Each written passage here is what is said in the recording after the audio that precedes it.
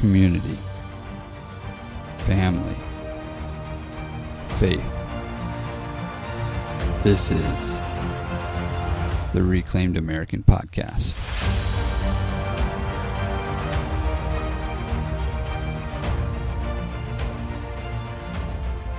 Hey, what's happening, everybody?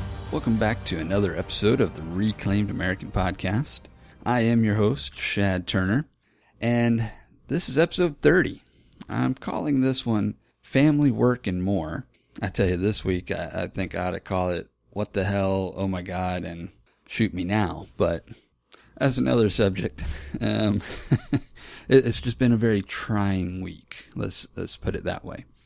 But anyway, so let's kick this off with the Baby T Chronicle. This is now week 22 and some change. And this is where part of that trying time came from. And fortunately, my wife has had multiple panic attacks this week. One of them while I was at work, and she ended up having to call 911 to come by and check on her, basically. And, you know, she told dispatch, basically, hey, don't send a fire truck, just send the ambulance so they can check me out because I'm freaking out really bad right now. And she had already taken her medicine to calm down. Well, of course, the first vehicle to show up is fire department. And, big old fire truck sitting out front. And they sat there for, I think she said, 15 minutes or so before the ambulance actually showed up. Well, by the time they got there, of course, the pill was taking effect and she was starting to calm down. They checked her blood pressure and ran a monitor on her and stuff like that. And everything looked fine. So she was able to calm down and didn't have to go with them. But they at least gave her the peace of mind that she wasn't going to die. So that was one of the panic attacks for this week. The other one, I had to go to Austin for a job Monday, I believe it was. Or maybe it was Tuesday. I don't know. I'm losing track of my days. But anyways, one day this week, I went to Austin for a job and took my wife with me because I've got an old friend. He's basically a brother from another mother. We knew each other since high school.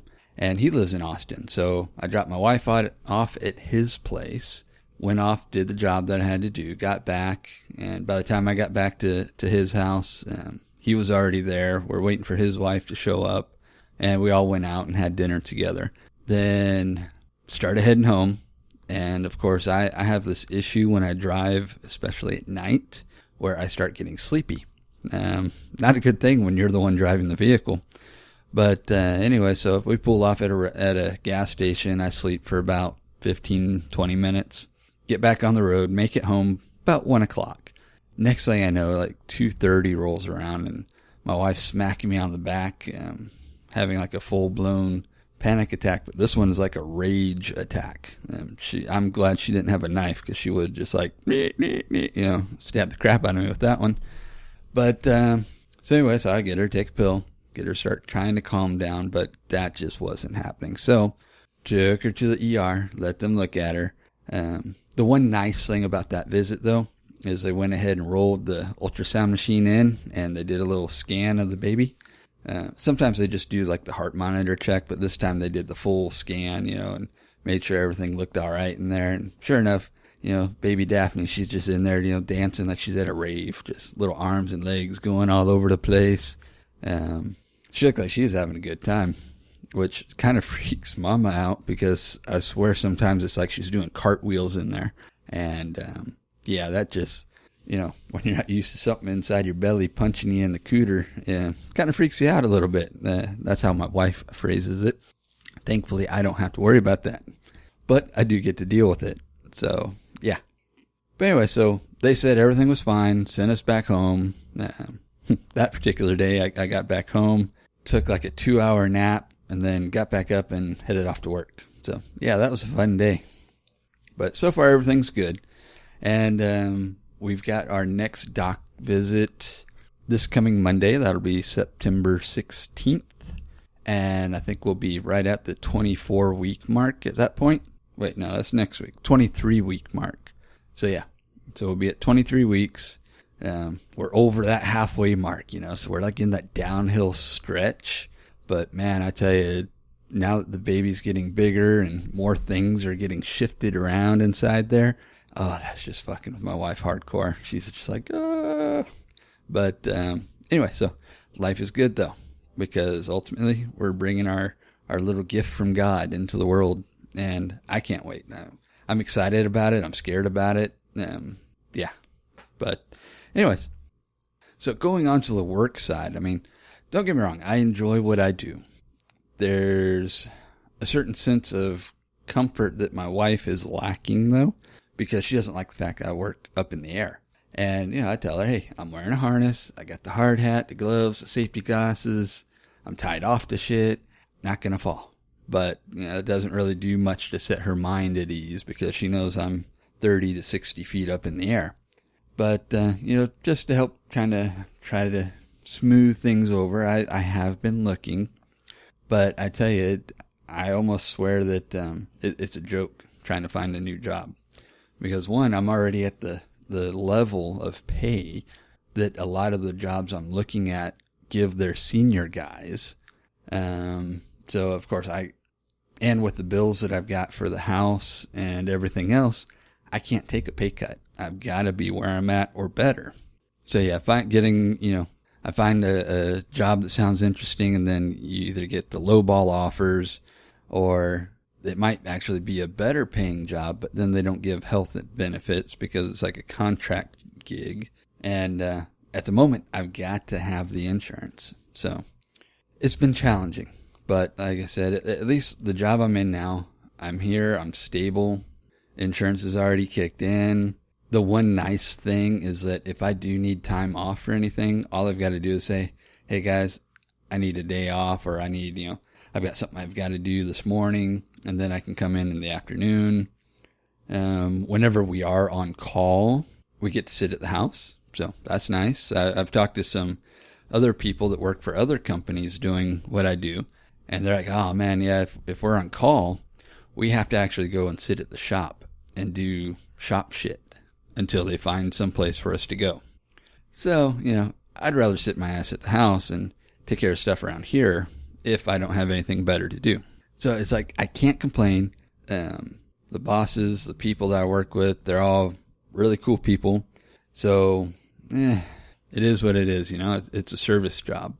And the other ones that do pay more than this, they typically are more of a travel type of service job. Trying to get into management, which is where I'd like to go, is kind of a pain in the ass, because unless you know somebody on the inside and they can get you that insider scoop, you've got to start off at the bottom.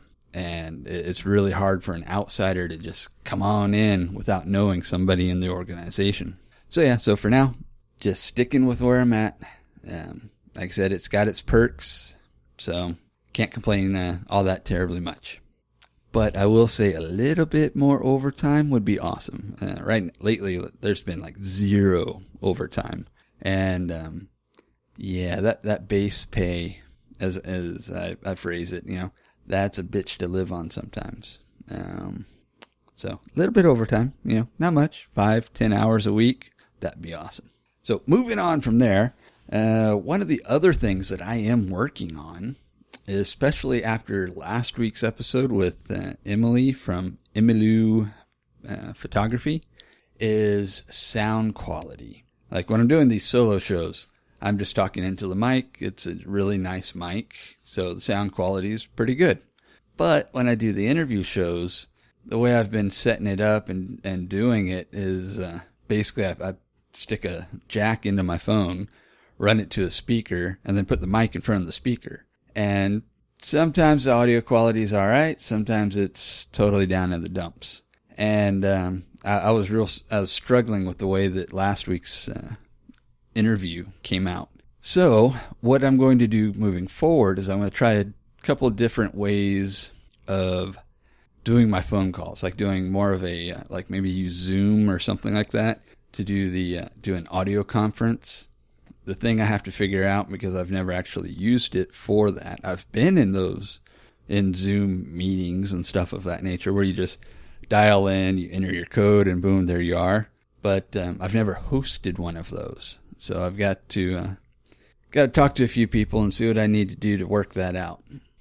So yes, I am working on the audio quality. I apologize for last week's episode, and also like the episode with Mark Peterson. God, his audio just kept cutting out. I don't know if it was my end, his end. I mean, to me, it sounded like he was on like one of those internet phones, and oh God, it was driving me nuts. And I don't know, I guess sometimes I tend to be a little bit of a, I don't want to say perfectionist, but I know how I want things to sound. And yeah, like last week's episode, it just didn't hit the mark for me, but it's all I have to work with at the moment.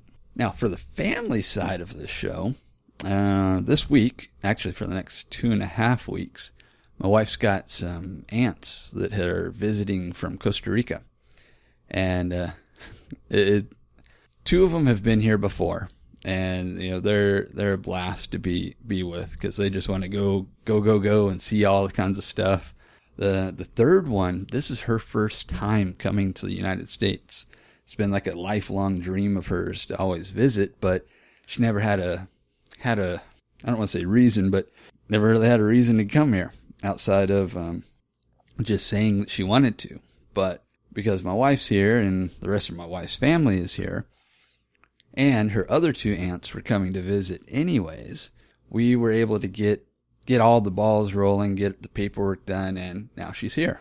And she is just totally loving it. I think my wife said the one thing that she is just blown away by is how clean everything is. The town that they live in, or that she lives in, is kind of a small, like, farming town.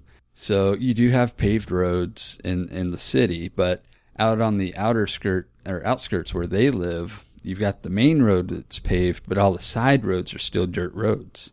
And they get all the traffic from the pineapple trucks coming through, going by every day, and it throws up all kinds of dust and whatnot. But yeah, the thing that she was so amazed by is how organized and how clean things are here. And I find it amazing when you get that perspective from an outsider. Like, I've been to other countries where things are not so clean or nice. And yeah, you come back home and, you know, you don't have to worry about stepping in, you know, somebody's pee or poop on the side of the road, unless of course you're in San Francisco, but that's another story altogether. For the most part, yeah, most American cities are very clean. Trash is picked up, people throw stuff away where they're supposed to, and it's a very clean environment. And I mean, the level of service that we have here is something that honestly a lot of people take for granted, because a lot of people don't ever get outside of the country. So, like I said in an earlier episode, you got to travel. You got to get out of your local area. The people that never even leave their hometown, even if your hometown happens to be Houston, you got to get out. You got to explore, travel, see what's out there. Go to another state. And in the case of Houston, I don't mean Louisiana to go gambling. I mean, like, really get out, you know, go 1,000 miles away from home and see what's out there. And then that brings us to our last thing for today. And it's an event that I recently found out about. And I'm hoping I can get someone from that event on either next week or in the coming weeks, because on Saturday, November 2nd, they are having an event called VetFest. And for those of you that don't know, VetFest is being held in Round Rock, Texas, by a group called OpVet. Actually, I think it's OpVeteran. And I'm reading this straight from their main like Facebook post about the event. But it says the purpose of VetFest is to conduct a veteran-centric event in order to educate veterans on various services that are available through participating organizations,